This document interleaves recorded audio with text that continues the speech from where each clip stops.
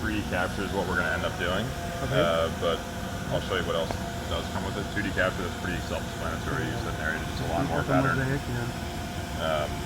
3D tower capture, same thing, but just focus on tower. Map capture. Specifically cylindrical shaped objects? Yep. Yep. Map captures for, you can use GPS waypoints instead of like flying the manual pillars. Okay. Same. There's no RTK for this or anything? Nothing. Nope. Nothing? Yeah. Indoor capture, this is for, I mean, we've had examples of folks doing the indoor caves, capture thing's interesting, doing crime scenes inside, that sort of thing. But we're going to do 3D. We're going to call this one CSU. 1. Click continue. Rally point. If you need more than one battery, you need to set your rally point so it can come back, and you can swap batteries in there. We'll use the launch point. We're going to go ahead and set our floor. We'll set it manually. We're going to turn the drone around to look at our structure. We're going to get it as low as possible. Once we got it as low as possible, we got augmented reality here on the screen. You can go ahead and pull it down. 1.6 feet below launch height right there, just to make sure we cover all the floor. We're going to go ahead and click done. We're going to go ahead and click set ceiling. Same deal. We're going to raise it up, make sure it gets on top of this. We're 20 feet above. We're right about that railing there, which would be plenty fine. We're going to go ahead and click done. And there's a lot of occlusion, a lot of stuff in the way. We're going to just go ahead and start setting our boundaries.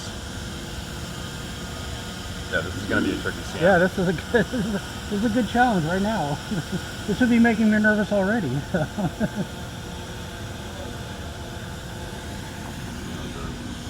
going to set that as a pillar. I'm going to go down here. Like so you manually set the pillars with the actual... You can do it on a map, or you can do it by GPS. Oh, that's nice. Yeah, this will be a fun one for just to watch it bounce around. We're going to set that as a pillar. Then we're going to go up here and we're going to get the top side of this.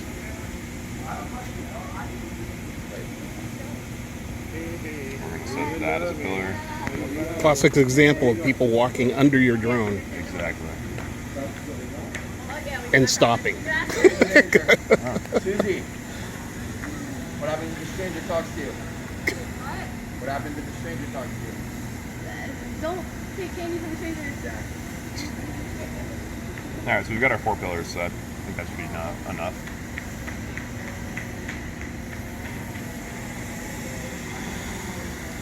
We're going to go ahead and click done. Now, they're going to give us a couple options here. You can go ahead and modify your scan volume. This is if you can't fly your pillar further. So imagine if we were trying to capture that wall, but we couldn't fly further. That way you can manually do the augmented reality and push it out. We're going to click continue. Geofence, the opposite. If you want to, mainly this for crime, for crash scenes, if you want to keep a lane open, you say you don't want your drone to fly over these cars, you say, hey, don't cross this line. Not doing that. Observer point is so you and can... that's literally just a separate element to put in here. Okay. Observer point, this is how we can track the process of this from a set viewer point, and we're going to put it closer to us.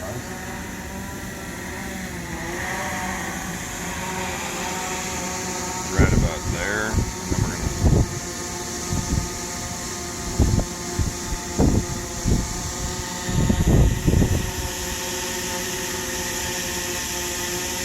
set observer. Now it's going to go ahead and start its exploration mode. Now, this is the pre-scan, so the AI chip is now wondering what's inside that box that we just drew up. Now it's going to fly around and explore that box that we just set. Obviously, this is a tricky scan site. There's a lot of obstacles in here. No sudden movements.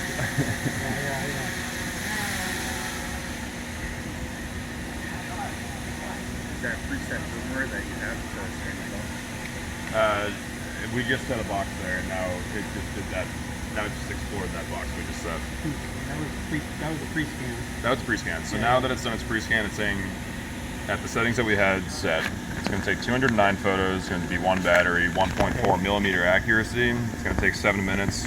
80% side lap, 80% overlap on the photos, and the distance from the surface is 21.9 feet. We can edit all of that. Can you pick up mid-flight if you have to swap batteries, or like Yeah. could you have it continue?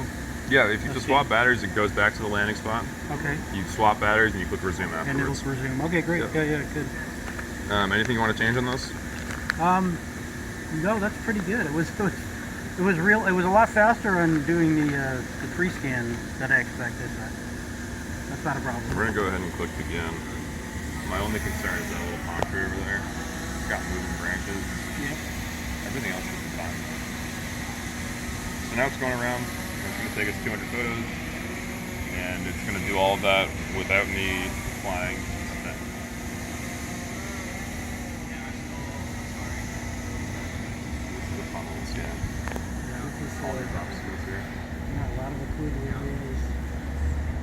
The trees. We did one just recently. It was we were doing the historic places in LA, and we had to do basically everything was ground level, 50 megapixel camera, walking around. Yeah.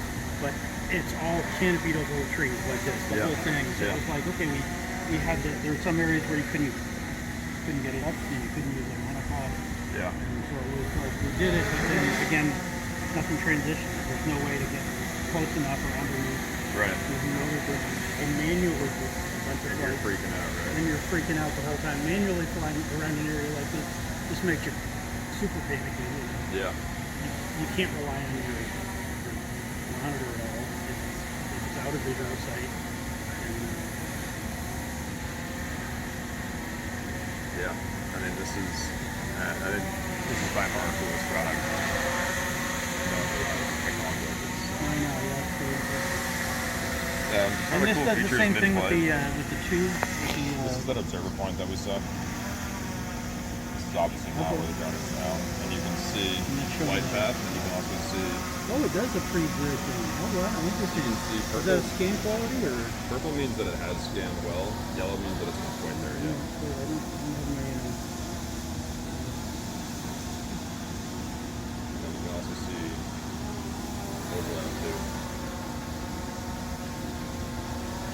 And that's, I'm going to go ahead and click pause. Yeah. And you can full on pause it in the middle. There's a pause and play button right there. Okay. Nice.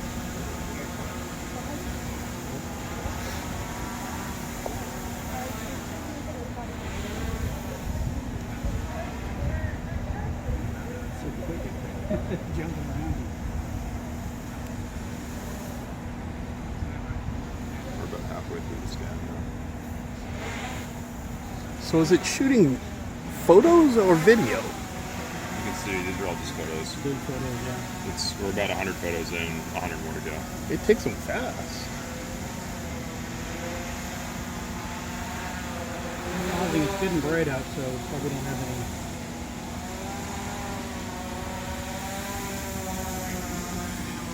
And is the X2 is the other one? What's the? This is the This is the X2. X2. What's the other one? Sorry. F2. F2. Yep. The S2 does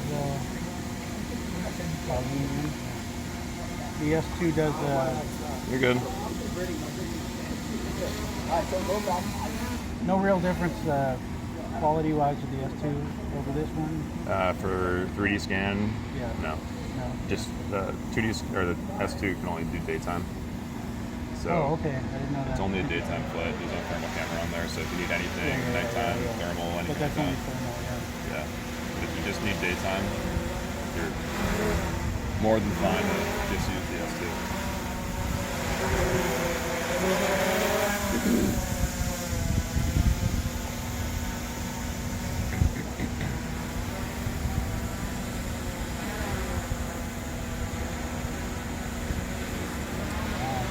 Different culture.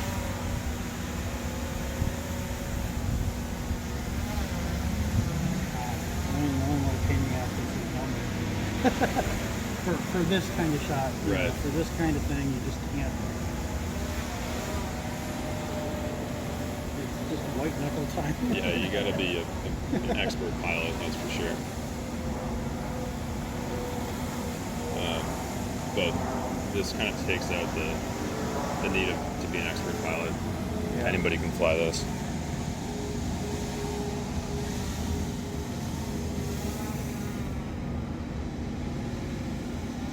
So any that it takes that are questionable, it'll go back and retake. If you think they're questionable, you can go back and manually retake them. So you can go ahead and look at the gallery at the end of this too, and you can see if there's any areas that you think it missed or anything like that. And you can call out those shots and say, hey, go back and take this. Not any specific shots, but you can go back and manually fly them. Yeah. Now this is specifically this 3D scan thing. So the ortho mosaic one is the top down Yep. mass scan one. Same setup. Can those be preset on the cloud ahead of time? So if you want to say, you know, like I know This a lot area. of programs like Drone Deploy and everything, Yeah. where you're set through. Well, we integrate with Drone Deploy too. Yeah, okay. So if you wanted to use that app through the S2, you can do that. But I mean, you can like this one has to actually, better to be here. And obviously, with fully occluded areas, you have to Yeah. set it up in person. But, you know, in theory, you could go in and say, okay, well, let's do all the top downs first, you know. Yeah. Top end, and then fly over, and then close it.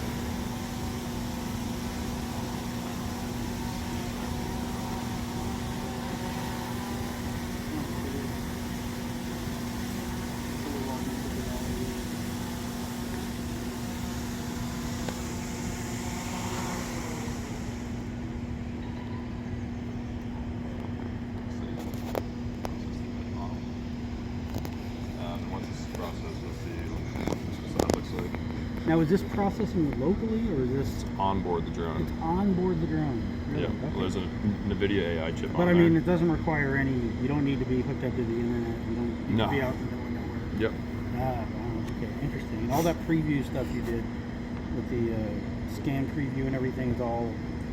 It's right all on. being processed right now. Great. Wow. Better than you expected, Ken? Answering a ton of the questions that you know I have that are sort of things that you'd never ask unless you were there. You know. I mean, going out on a location where you don't have any phone service can be a problem. You know, if all your stuff is set up online. You can do what we're doing now in a cave. Yeah. As long as In it's a lit up cave. enough, you can go ahead and do that. And it doesn't have any problem like no GPS, anything. It doesn't matter because of the It's all spatial onboard. acuity is all very really. Yep. It holds its position based off of the distance from a surface close by. Yeah. Wow. So What about remote ID compliance? in a cave, you're inside. I understand that, but It's like I compliant meant, whenever remote I meant ID for is the available. drone itself. Like, Yeah, it's do you have to have this plugged into a phone to get GPS position? No, it every time you take off, it goes through its remote ID check. Okay. Yep. And you said the S2s are right now they don't have many. How quiet is the S2? Are you going to be flying this one or the S2? I'm gonna do later both. today? S2's much louder. The S2s are much louder. Yeah. Really, yeah. 'Cause this one doesn't sound bad at all. I was No, this surprised. it's larger and it's three prop. Yeah, They no, spin okay. slower and it's a lot more quiet. Interesting. Yeah, because this one isn't that bad. I mean, one of the biggest problems with the bigger droners in general, I have like the S1 Mavic 2 Pros Yeah. that we've had for a while, and those are enough where, yeah, if they're around, they really kind of, everyone pays attention. Yeah. And so I got so used to just flying small stuff in the Mini 3 because when it's up in the air, nobody even knows it's there Right. unless you point it out. Right. And